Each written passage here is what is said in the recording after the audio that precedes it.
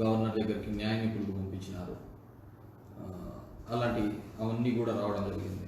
ఖచ్చితంగా అని చెప్పి రాష్ట్రపతికి అని చెప్పి 200 దేశాలలో అమరావతి గురించి ధర్నా చేస్తున్నారని చెప్పి ఇవన్నీ కూడా రావడం జరిగింది. ఎట్టకేలకు నిన్న గవర్నర్ గారు ఆమోద ముద్ర వేయడం, దానికి సంబంధించి గెజిట్ పబ్లికేషన్ నిన్న రావడం జరిగింది. అంతకుముందు మొన్న జరిగిన దానిలో నిమ్మగడ్డ రమేష్కి ఎలక్షన్ కమిషన్గా గవర్నర్ ఆమోదించడం జరిగింది. అంటే as per subjudice to the supreme court తీర్పుకు లోబడి ఆయన్ని అపాయింట్మెంట్ చేసిందండి అని చెప్పేసి ఇవ్వడం జరిగింది. దానికి సంబంధించి జీవో, దానికి అదే పత్రికలలో నిమ్మగడ్డ విజయం అనే పత్రికలో పెద్ద పెద్ద రాతలు రాసినారు. ఇన్స్టిట్యూట్లో 4 సింహాలు అంటున్నట్టుగా చట్టాలు చేసేవాళ్ళు, ఇంప్లిమెంట్ చేసే ఎగ్జిక్యూటివ్, హైకోర్టు, జ్యుడిషియరీ, ఈ 4 వ్యవస్థలు 4 పిల్లర్స్ ఆఫ్ ది నేషన్ అన్నమాట. ఏ దేశానికైనా సరే ఈ 4 ఉంటేనే, సక్రమంగా ఉంటేనే ఆ రాజ్యం కానీ ఆ దేశం కానీ సుభిక్షంగా ఉంటుంది, మంచి పరిపాలన అందించిన వాళ్ళం అవుతారు. నిమ్మగడ్డ ప్రసాద్ అనే అతను చీఫ్ ఎలక్షన్ కమిషన్గా ఉంటూ తన తరపున ఎవరైతే కేవిట్ వేశారో, కామినేని శ్రీనివాసరావు కావచ్చు, సుజనా చౌదరి, వీళ్ళందరితో లాడ్జ్లో కూర్చొని గంటల తరబడి మాట్లాడి ఇది చేస్తే ఆయనకు సన్నిహితుడు అని చెప్పుకుంటూ వచ్చి ఆయన్ని ఎక్కలేని వెనకేసుకుంటూ వచ్చి చేయడం జరిగేది. ఇదే పత్రికల్లో కూడా. తర్వాత నిన్న వస్తే ఆయన విజయం అని చెప్పినారు, గవర్నర్ సరైన నిర్ణయం తీసుకున్నాడు అని చెప్పి కూడా రాసిన ఈ పత్రికలు రెండో రోజు వస్తూనే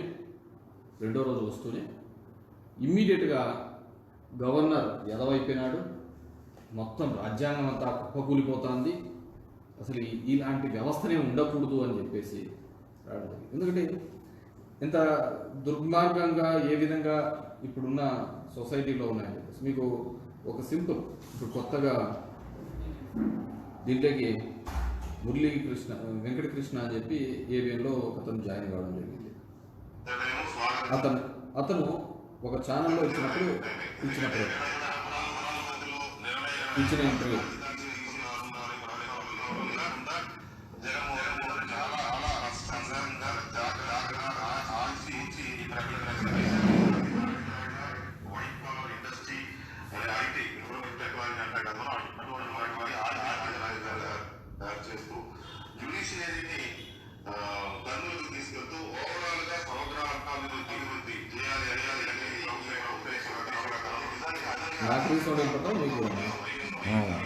డబల్ సౌండ్ ఆంధ్రప్రదేశ్కి స్వర్ణయుగం వచ్చినట్టు మనం భావించవచ్చు. అమరావతికి వచ్చిన అమరావతిలో అసెంబ్లీ ఉంటుంది, సెక్రటేరియట్ ఉంటుంది, ముఖ్యమంత్రి కార్యాలయం ఉంటుంది, అందరూ ఉంటారు, అన్ని ఉంటాయి. At the same time development అనేది వికేంద్రీకరణ జరుగుతుంది. ఇప్పటికే రాయలసీమలో పరిశ్రమలు వస్తున్నాయి, విశాఖపట్నంలో ఐటీ పరిశ్రమలు వస్తున్నాయి, భూముల అభివృద్ధి జరుగుతుంది. సంబంధించిన ప్రజల ఆశలకి ఆకాంక్షలకి గండి కొడుతూ ఆంధ్రప్రదేశ్ రాజ్భవన్ నిర్ణయం తీసుకుంది. ఎంతో మంది న్యాయ కోవిదులు చెప్పారు, ప్రజాస్వామిక వాదులు చెప్పారు, రాజధాని వికేంద్రీకరణ మంచిది కాదు, అది ప్రజా వ్యతిరేక నిర్ణయం అవుతుందని. రాష్ట్రంలో ఉన్న ప్రతిపక్షాలన్నీ ముక్త కంఠంతో ఘోషించాయి, గవర్నర్కి పదే వేడుకున్నాయి. ఈ విషయంలో బిల్లుని ఆమోదించవద్దు, అమరావతి ఆంధ్రప్రదేశ్ కి రాజధానిగా గుర్తించాలంటూ. 250 రోజులుగా అమరావతిలో అన్నదాతలు మహిళలు చేస్తున్న దీక్షలు కూడా రాజ్భవన్ ని కనీసం కదిలించలేకపోయాయి. కనీసం గవర్నర్ కి ఆ ఆలోచన కూడా వచ్చేలాగా చేయలేకపోయాయి. మరోవైపు చట్టసభలకు ఇవ్వాల్సిన కనీస మర్యాదను కూడా పాటించలేకుండా చేశారు. రాజ్యాంగానికి లోబడి ఉండాల్సిన రాజ్యాంగ వ్యవస్థలే చట్టసభల్ని నడి బజార్లో అవహేళన చేశాయి. అంటే ఒకటే వ్యక్తి ఒక్కొక్క ఛానళ్ళలో ఏ విధంగా తన అభిప్రాయాన్ని మార్చుకుంటూ రావడం అనేది మీరు చూసినారు.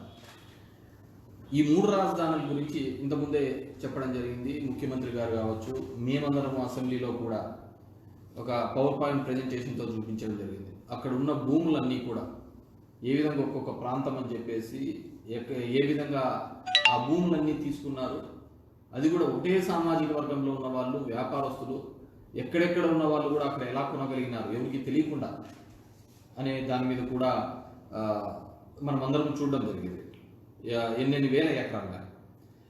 ఇంతకుముందు నుంచి కూడా ఒకటే చెప్తున్నది, వైఎస్ఆర్ కాంగ్రెస్ పార్టీ ఎక్కడైనా కానీ ప్రభుత్వ భూమి ఉంటే ఆ ప్రాంతంలో తీసుకుంటే, చాలా మంది జగన్మోహన్ రెడ్డి గారు అప్పుడు మద్దతు ఇచ్చినారు కదా, ఆ రోజు చాలా క్లియర్గా చెప్పినారు, 30,000 40,000 ఎకరాలు ప్రభుత్వ భూమి ఉందంటే అక్కడ మనం ఎవరికైనా ఇవ్వడానికి, అంటే సెంటు 3,000కో 4,000కో గజానికి ఇవ్వడానికి అయినా కానీ ఉపయోగం ఉంటుంది. ఈరోజు అమరావతిలో రైతులందరూ ఇచ్చినారు అంటున్నారు. వాళ్ళందరి ఆలోచన ఏంటంటే మా భూమి కోట్లలో పోతుంది, కోట్లలో వస్తుంది అనే ఆలోచనతో వాళ్ళు ఉండొచ్చు. తప్పదు, ఎందుకంటే చంద్రబాబు నాయుడు చేసిన హైప్ అలాంటిది కాబట్టి. కానీ కొనేవాళ్ళు సామాన్య మధ్యతరగతి వాళ్ళు ఎవరైనా కొనగలుగుతారా? అక్కడ కొనలేరు. ఎందుకంటే నువ్వే కోట్ల రూపాయలతో ఒక రైతే ఆశ పెట్టుకున్నప్పుడు మధ్యతరగతి వాళ్ళు కొనలేరు. అదే గవర్నమెంట్ ల్యాండ్ ఉందనుకోండి, ఖచ్చితంగా ఈరోజు మనం 1.5 సెంట్ ఎందుకు ఇస్తున్నాము, గవర్నమెంట్ ల్యాండ్ ఉంది కాబట్టి దాన్ని కొని ఈజీగా ఇవ్వడానికి వీలవుతుంది. నువ్వు అంత ఎక్స్పెన్సివ్గా ఉన్నప్పుడు హైదరాబాద్ జూబ్లీహిల్స్లో, బంజారా హిల్స్లో లేనంత ల్యాండ్ ఇవ్వడం జరుగుతుంది. అంత కాస్ట్లీగా ఉన్నప్పుడు ఏ విధంగా ఇవ్వడం జరుగుతుంది. ఇవన్నీ ఒక క్రమం. దాంట్లో జరిగిన అవినీతి మీద సిట్ జరుగుతుంది, ఎంక్వైరీ జరుగుతుంది, ఫ్రాడ్ ఏమేమి ఉన్నాయి అన్నీ జరుగుతుంది. అసలు ఏంటి 3 రాజధానుల వల్ల ఈ రోజు ఉన్న ఆంధ్రప్రదేశ్ యొక్క ఆర్థికంగా ఏ విధంగా ఉండేది కూడా మనం అందరం చూసుకోవాలి. చంద్రబాబు నాయుడు గారి 1,00,000 కోట్ల రూపాయలు అన్నారు. రూపాయి డబ్బు లేకుండా 40,000 కోట్లకు టెండర్లు ఇచ్చినాడు ఆయన, బడ్జెట్లో పెట్టుకోకుండా. తన 4 ఏళ్లలో ఎప్పుడైతే ఓటుకు నోట్లు ఆ నుంచి దొంగగా వచ్చి రాత్రి వచ్చినాడు, దాన్ని ఒక అమరావతి అని క్రియేట్ చేసినట్టు. దానికి ఒక పిన్ కోడ్ లేదు, అమరావతికి ఒక పిన్ కోడ్ లేదు. ఆ కృష్ణానది ఒడ్డున ఉన్న ఒక చిన్న ఊరుకు తప్ప దాని పిన్ కోడ్ లేదు, ఏంది లేదు. ఈ మధ్యన దాన్ని గెజిట్లో చేసినారు. 3 ఏళ్లుగా రోజుకు ఒక మాట చెప్పన. అది వచ్చినారు, బ్రిటన్ వాళ్ళు వచ్చినారు, జపాన్ వాళ్ళు వచ్చినారు, చైనా వాళ్ళు వచ్చినారు, వాళ్ళు ప్లానింగ్ లేదు. ఆర్కిటెక్ట్కి 400 కోట్లు ఇచ్చినారు. ఎవరు డబ్బులు? ప్రజల డబ్బులు దుర్వినియోగం చేస్తున్నారు. ఈ రోజు ఉన్న రాష్ట్ర యొక్క బడ్జెట్ కానీ అన్ని చూసుకుంటే 3 ప్రాంతాలకు సమన్యాయంగా ఉండాలి అని చెప్పేసి. ఈరోజు వైజాగ్లో ఎగ్జిక్యూటివ్ క్యాపిటల్ ఉన్నంత మాత్రాన అక్కడే పెట్టుబడులు పోవు కదా. Executive capital is nothing but functionaries of the offices. Secretariat వెళ్తుంది అక్కడ. అంటే ఈ ప్రభుత్వం మా ప్రాంతాన్ని గుర్తించింది అనే ఒక సందేశం ఇవ్వడం కోసం వెళ్తున్నాం. హైకోర్టు కర్నూలులోకి రావడం వల్ల ఎవరికి ఉపయోగం ఉంటుంది చెప్పండి? ఈ ప్రాంతాన్ని ఈ ప్రభుత్వం కూడా గుర్తించింది అని చెప్పడానికి తప్ప ఏం ఉపయోగం వస్తుంది? బీజేపీ కూడా చెప్పింది కదా ఇదే పద్ధతి. బీజేపీ కూడా ఇదే పద్ధతి చెప్పింది. ఇప్పుడు అమరావతిలో ఉన్న వీళ్ళు చెప్తున్న 40,000 ఎకరాలని డెవలప్ చేయాలి అంటే దగ్గర 1,00,000 కోట్లు కావాలని మంత్రి నారాయణ చెప్పినాడు అప్పట్లో ఉన్నప్పుడు. ఆ 1,00,000 కోట్లు ఎలా తీసుకొని రావాలి? అదే డెవలప్ చేసుకుంటుంది, డబ్బులు అదే సృష్టిస్తుంది అన్నాడు. ఎప్పటికి సృష్టిస్తుంది? అది సృష్టించేంత వరకు బంగారు గోడుగుడ్లు పెడుతుంది అనుకునేంత వరకు ఆలోచించాలి అంటే భూములన్నీ మీ వాళ్ళే అయిపోయాయి. మీ వల్లే మొత్తం భూములన్నీ కొండం అయిపోయింది.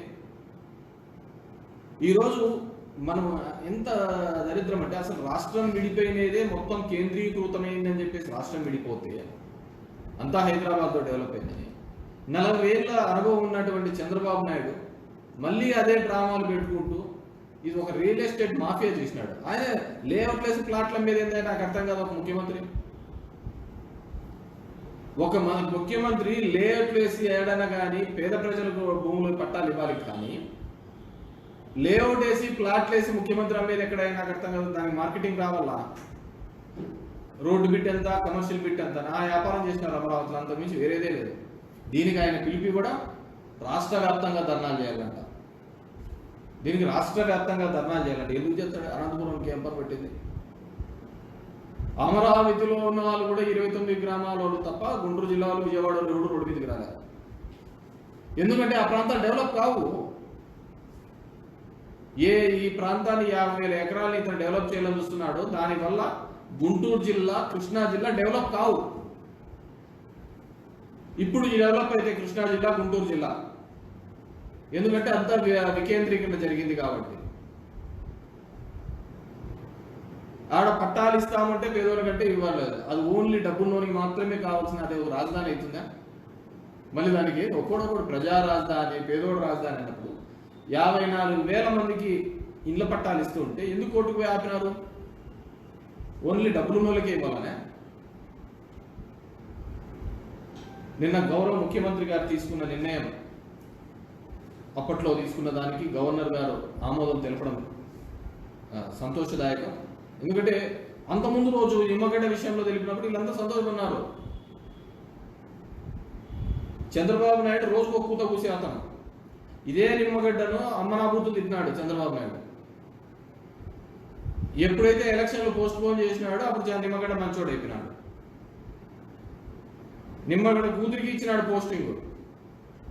వీళ్ళు రాజ్యాంగేతర శక్తుల గురించి దీళ్ళ గురించి మాట్లాడే వాళ్ళు అయిపోతున్నారు. అంటే నిన్న వచ్చిన పేపర్ దేశం అంతా కొల్లబోతుంది. దేశం అంతా అమరావతి కథ సమాప్తం, ఇక 3 రాజధానుల ముచ్చట, దీని సిఆర్డీఏలు రద్దు, బగ్గుమన్న అమరావతి రైతులు. ఏం చేసేగలుగుతారు? ఎక్కడో సెక్రటేరియట్ కడతా అంటే దానివల్ల వీళ్ళకి వచ్చే ఇబ్బంది ఏంది నాకు అర్థం కావడంలా. కేవలం అన్ని ప్రాంతాలను గుర్తించినామని చెప్పడానికి ప్రజా తీర్పు కోరండి. డెఫినెట్గా మీరు దీనివల్ల చంద్రబాబు నాయుడు గారు అన్యాయం జరిగింది అంటున్నారు. అన్యాయం జరిగింది అనుకున్నప్పుడు తనకున్న 15 మందో 20 మందో ఎమ్మెల్యేలు రాజీనామా చేయమనండి. తనకు కావాల్సినది తన ఎమ్మెల్యేలను కనుక గెలిస్తే గన ఇదే రెఫరెండం మీద తను అనుకునేది కరెక్ట్ అనుకోవచ్చు. ఇప్పుడు తెలంగాణ ఉద్యమం అంతే కదా, తెలంగాణ ఉద్యమము అదే విధంగా జరిగింది కదా. కేసీఆర్ తెలంగాణకు అనుకూలంగా ఉన్న వాళ్ళంతా రాజీనామా చేయండి అని చెప్పినారు. వాళ్ళందరూ రాజీనామా చేసినారు. మళ్ళీ ఎలక్షన్లలో గెలిచినారు, కొంతమంది గెలిచినారు, కొంతమంది ఓడినారు, కానీ వదిలిపెట్టలే. మళ్ళీ 6 నెలలకు రాజీనామా చేసినారు. 2004 నుంచి 2009 మధ్యలో దగ్గర 2 times రాజీనామా చేసినారు.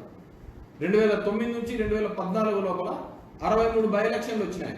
అప్పుడు రాజీనామా చేసినారు. రాజీనామా చేసి ప్రతిసారి కూడా వాళ్ళు మాకు తెలంగాణ రావాలంటే మమ్మల్ని గెలిపియాలని అప్పుడు టీఆర్ఎస్ వాళ్ళు ఎలక్షన్లకు పోయినారు. ఈ రోజు కూడా తెలుగుదేశం వాళ్ళకి అదే చెప్తున్నాం, మీ వాళ్ళని రాజీనామా చేయండి, మాకు ఓటు వేస్తే అమరావతి నిలబడుతుందని ఎలక్షన్లకు పోమనండి. రెఫరెండం కింద తెలిసిపోతుంది కదా. నీకు ఎవరైతే కావాలో రెఫరెండం అనే వాళ్ళు పోవాలా. ఇంక మేమంతా 150 చేసినాం, ఒక గవర్నమెంటే ఉంటుంది, మళ్ళీ ఎలక్షన్లు వచ్చాయి. అమరావతి రెఫరెండం కాదు అప్పుడు. సో ఎవరైతే కావాలనుకుంటున్నారో అది రెఫరెండంగా కేసీఆర్ గతంలో అదే విధంగా చేసినట్టు ఈరోజు తెలంగాణ సాధించుకున్నాడు. మీరు నిజంగా ఉంటే మీ వాళ్ళని అందరినీ రాజీనామా చేయండి. వైజాగ్లో 4 ఇచ్చినారు కదా, వైజాగ్లో పోయి ఓటు అడగండి. నాకు ఓటు వేస్తే అమరావతి రాజధాని అవుతుంది, విశాఖ వచ్చి వెళ్ళిపోతుంది అని చెప్పేసి ఎంతమంది చేస్తారు? అనంతపూర్లో ఉరవకోటలో పైవారు కేసు పోయి రాజీనామా చేసి అడగమనల్లా, నాకు ఓటు వేస్తే అమరావతి రాజధాని ఉంటుంది, మన రాయలసీమలో ఒక హైకోర్టు ఉండదు అని. అదేవిధంగా బాలయ్య బాబు అదేవిధంగా అడగల. అప్పుడు రెఫరెండంలో మీరు నెగ్గితే దీన్ని ఆలోచించుకోవాలయ్యా, ఇది ప్రజల్లో ఉవ్వెత్తున ఉన్న ఉద్యమం లాగా ఉంది. అమరావతి అనేది నరాన పేదవాడి గుండె చెప్పుడులాగా ఆంధ్రవాడి గుండె చెప్పుడు అయిపోతుంది అని చెప్పి. అంతేగాని నీ పేపర్లలో నీ ఇష్టానుసారం రాయించుకుంటా 3 అని జనమంటే ఇక మాట్లాడు మరి వెళ్ళండి. ఇలాంటివన్నీ కూడా ఇప్పటికీ కూడా దీన్ని ఏదో అక్కడి నుంచి తీసేస్తున్నారు, అమరావతి నుంచి అంతా వెళ్ళిపోతుంది కదా. Officers are going to be there in Vizag. Executive ఆఫీసర్లు అందరూ అక్కడ ఉంటారు. చట్టాలు ఇక్కడ చేయబడతాయి. మీరే చెప్పారు కదా అమరావతిలో కుందేళ్ళు కూడా ఎంటబడింది అని చెప్పేసి. అలాంటి ప్రాముఖ్యమైతే ఉన్న చోట కాబట్టి పెద్ద పెద్ద చట్టాలన్నీ ఇక్కడే తయారు చేస్తాం. అదేవిధంగా ఇంకా మీకు ఏదైనా కానీ ఈ దీనిలో లొసుగులు ఏదైనా కనపడతా అంటే ఎట్లా ఏదైనా సంక్షేమ కార్యక్రమాలకు ఇబ్బంది పెట్టాలనుకుంటుంటారు కదా మీరు, వాళ్ళకి కావాలంటే కర్నూలుకి వచ్చి చేస్తారు, హైకోర్టుకు వచ్చి. కాబట్టి ఇలాంటివన్నీ కూడా కేవలం మభ్యపెట్టే ఆలోచనలు పెట్టుకుంటా ప్రజల్ని మోసం చేసి ఇచ్చారు. అమరావతి అనేది అది ఎప్పటికీ భ్రమరావతే. అది ఎవరు నా మనవాళ్ళు కూడా చూసుకునే పరిస్థితి ఉండదు. ఇప్పటికైనా అక్కడ ఉన్న రైతులు ఆలోచించుకోవాలి. ఎవరెవరు కొంతమంది మీ భూమి ఎక్కడికి పోవటంలే, మీ భూమి మీకు ఇస్తానా కూడా నష్టమే. ఎంత పంటలు పండే భూమి అది. కాబట్టి అన్ని ప్రాంతాలకి కూడా గుర్తించాలి. రాయలసీమ కావచ్చు, ఉత్తరాంధ్ర కావచ్చు, గోదావరి జిల్లాలు కావచ్చు, పల్నాడు కావచ్చు, గుంటూరు కావచ్చు, అన్ని ప్రాంతాలకు గుర్తింపు కాదు. ఇంకా గతంలో జరిగిన తప్పిదాలు మనం చేసుకోకూడదు. అన్ని ప్రాంతాల వాళ్ళకు ఈ ప్రభుత్వం చూస్తుంది అని ఒక సిగ్నల్ ఇవ్వకపోతే ఇంకా ఈ వెనకబడిపోయినామనే ఒక ఆలోచనతో ఉద్యమాలు వచ్చే పరిస్థితి వస్తుంది. ఉద్యమాలు ఖచ్చితంగా వస్తాయి. ఈరోజు మా రాయలసీమకి నీళ్ళు ఇస్తే చాలు అంటున్నారు, సాగునీళ్ళకి ఇస్తే చాలు అంటున్నారు. మేము బతుకుంటాము ఎట్లో ఒకటి అని చెప్పేసి. ఏంటి దేవుని పుణ్యాన ఈ సంవత్సరం బాగా అర్లీ రైన్ఫాల్స్ వచ్చినాయి, మంచి వర్షాలు వచ్చినాయి కాబట్టి ఇబ్బంది లేకుండా. ఈ కరోనా పరిస్థితులలో కూడా ఈ ప్రభుత్వం చెప్పిన మాటకు కట్టుబడి ఉంటూ ప్రతి సంక్షేమ కార్యక్రమం కూడా అందించే పద్ధతి చేస్తున్నారు. ఎంత కరప్షన్ ఫ్రీ అయిపోయింది. ఏ పార్టీ వాడైనా సరే మాకు చేయలేదు, మాకు రాలేదు అనేది అడుగుతున్నాడు. నేరుగా ఎమ్మెల్యేతో సంబంధం లేకుండా, ఎవరితో సంబంధం లేకుండా సెక్రటరీ మీద పోతున్నాడు, తెచ్చుకుంటున్నాడు. అర్హత ఉందా ఇచ్చేసేది. అంతటి మంచి పరిపాలన అందిస్తున్నాము. అభివృద్ధి దిశగా అడుగులు వేయడానికి కోసం ఎట్లా నేను రాసినాడు పోతిరెడ్డి పాలనలో ఇంకా జరగవని. ఎంత పెద్ద హైలైట్ చేసి ఏవైతే పోతిరెడ్డి పాలనలో జరిగినట్టు ఎవరికి నష్టం? ఆంధ్రప్రదేశ్కే కదా. ఇంతవరకు ఈ కరోనా లెక్కల విషయంలో కూడా ఈ పేపర్లలో చూస్తాం. ఏ రోజైనా సరే ప్రజలకు ధైర్యం చెప్పే వార్తలు ఇచ్చినారా? ఏ రోజైనా సరే ఇవ్వలేదు. అంతటి పరిస్థితిని పెట్టడం జరిగింది.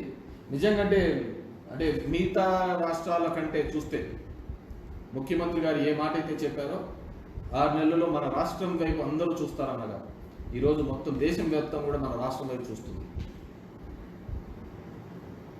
40 ఏళ్ళ అనుభవం ఒక సైడు, 40 ఏళ్ళ వయసున్న ముఖ్యమంత్రి ఒక సైడు.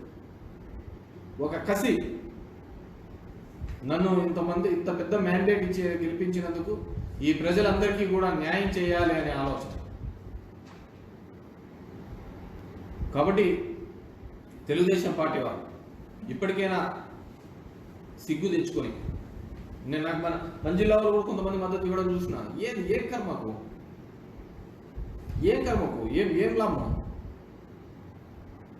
ఇప్పుడు పాలనా వికేంద్రీకరణ అనేది ఎప్పుడో మొదలైంది మన రాష్ట్రంలో. ఎప్పుడైతే సచివాలయ వ్యవస్థ వచ్చిందో, 2000 ఇంట్లోకి ఒక సచివాలయం వచ్చేసింది. మొత్తం ఆఫీసర్లందరూ అక్కడే వచ్చినారు. 50 ఇంట్లోకి ఒక వాలంటీర్ వచ్చేసినాడా? నీ పనంతా వాలంటీర్లే చేసి పెట్టేస్తున్నారా? మండలంలో ఉన్న వ్యవస్థ అంతా కూడా గ్రామం లెవెల్లోకి వచ్చేసింది. ఇప్పుడు మళ్ళీ దీన్ని కొత్త జిల్లాలు తీసుకొని వస్తున్నాం. కొత్త కలెక్టరేట్లు వస్తాయి. మళ్ళీ కొత్తగా స్ట్రక్చర్ ఆఫ్ ది ఇదే మారిపోతుంది. అదేవిధంగా 3 రాజధానులు వస్తున్నాయి. ఓవరాల్గా కూడా వాలంటీర్ వ్యవస్థ, సెక్రటరీ వ్యవస్థ, కలెక్టరేట్ వ్యవస్థ, రాజధాని వ్యవస్థ 4 అంచెలుగా మొత్తం పిరమిడ్ లాగా డివిజన్ అయిపోయింది. ప్రతి పేదవాడికి కూడా సత్వరం న్యాయం అందే విధంగా, వారి ఇంటికే అందించే విధంగా ఈరోజు వాలంటీర్ వ్యవస్థ, సెక్రటరీ వ్యవస్థ. వీళ్ళది ఏవైనా కాకపోతే మున్సిపాలిటీలో అయితే ఇమీడియట్గా మున్సిపాలిటీ కమిషనర్కి చెప్తున్నారు.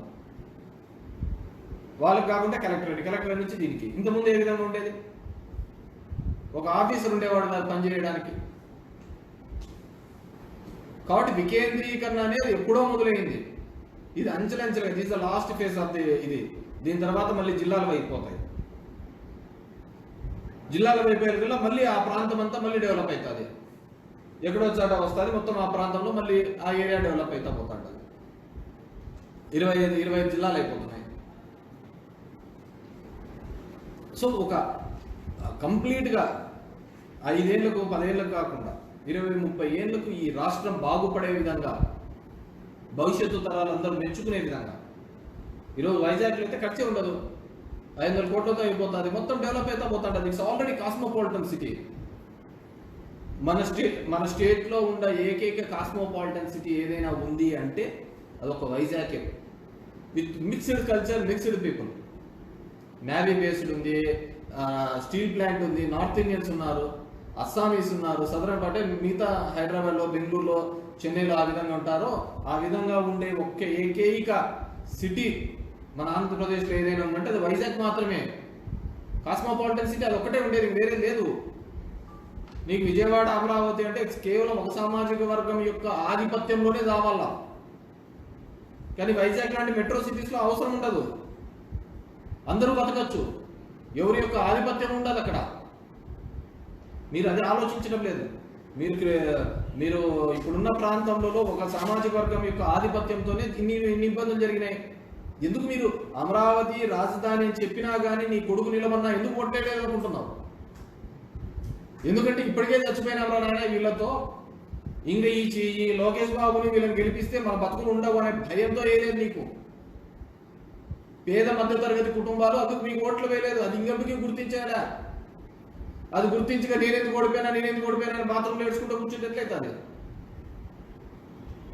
అక్కడున్న పేద మిగతా సామాజిక వర్గాలు ఒక కులం వర్సెస్ 100 కులాలు నీకు ఆపోజిట్ అయిపోయినాయి. ఎందుకైనా అంటే మీరు చేసిన అట్రాసిటీస్ అలా ఉన్నాయి, ఎక్స్టార్షన్స్ అలా ఉన్నాయి. మీరు అలా ఏడిపించారు కాబట్టే ఈరోజు మీకు వ్యతిరేకంగా అంతమంది, నువ్వు ఎక్కడైతే 1,00,000 కోట్లు ఆంధ్రులకి యొక్క ఇది అన్నా కానీ నీ మాట ఊడిపోకుండా చిత్తుగా మీ పార్టీ వాళ్ళని ఓడించడం జరిగింది, నీ కొడుకుతో సహా. అది కారణం. ఇప్పటికైనా మార్పు తెచ్చుకోవాలి. ఎందుకు మిమ్మల్ని ఓడించినారంటే దానికోసమే. అదే వైజాగ్ లాంటి చోట అంటే ఎవరి జీవనం వాళ్ళు బతకచ్చు, ఎవరి యొక్క ఆధిపత్యం. కాస్మోపాలిటన్ సిటీ ఎంతో మందిని హక్కును చేర్చుకుంది వైజాగ్.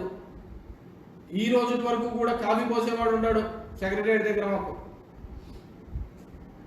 చేర్చుకోలేకపోతుంది. ఎప్పుడు ఒక ద్వేషభావంతోనే కనపడుతున్న పరిస్థితుల్లో చూస్తున్నాం అక్కడ. కాబట్టి తెలుగుదేశం పార్టీ వాళ్ళు కానీ దీనిలో మించిపోయింది. అమరావతినే అన్నిటికీ అన్నం పెట్టదు, సింపుల్. రాజధానికి డిఫరెంట్ వనరులు చూసుకునే అవసరం లేదు. మన రాష్ట్రానికి ట్యాక్సెస్ ఎక్కడి నుంచి రావాలి, ఎక్కడి నుంచి వనరుల వల్ల ఈ ఆంధ్రప్రదేశ్ అభివృద్ధి చెందుతూనే చూడాలి. అన్ని అమరావతి వల్లనే మొత్తం బతికేస్తాం అనేది ఎక్కడా లేదు. అది ఇంకా కావాలంటే ఇంకో 1000 సంవత్సరాలైనా కానీ అది డెవలప్ కాదు.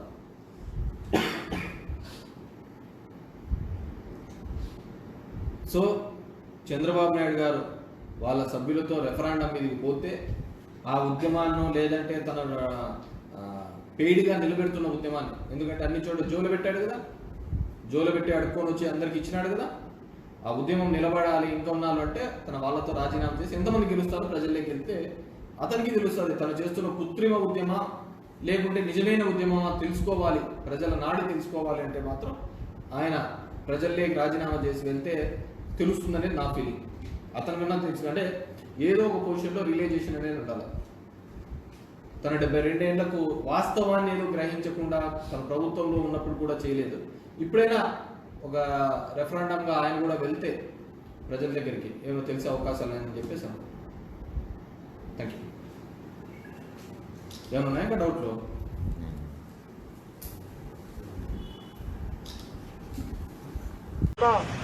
ఈ సమస్య మరింత తీవ్రంగా ఉంటుంది అనేటువంటి అందరి యొక్క భయాలు కూడా మనకు అర్థమవుతా ఉన్నాయి. కాబట్టి దీన్ని దృష్టిలో పెట్టుకొని తెలంగాణలో కోవిడ్ డెడికేటెడ్ హాస్పిటల్స్ కానీ, కోవిడ్ డెడికేటెడ్ బెడ్స్ కానీ